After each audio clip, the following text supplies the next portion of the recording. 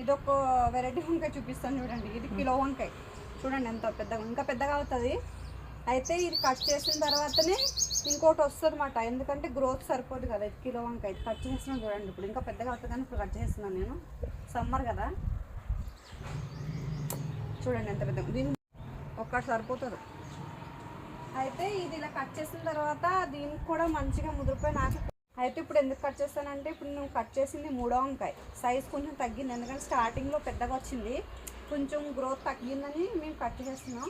ఇట్లా కట్ చేసుకుంటే గ్రోత్ వస్తుంది, అంటే పూలు వేస్తాయి. పూలు వేసినాక మళ్ళీ మంచిగా వస్తుంది అన్నమాట, కొంచెం పెద్దగా వస్తుంది. చిన్నగా ఉంది కానీ కట్ చేసేసాను. 3వ కాయ మాట ఇది చెట్టు వేసిన తర్వాత నేను ఇది ఎట్లా కట్ చేసుకుంటే గ్రోత్ వచ్చి మళ్ళీ పూలు వస్తాయి. ఇది షీట్స్తో వేసిన మొక్కనే నేను.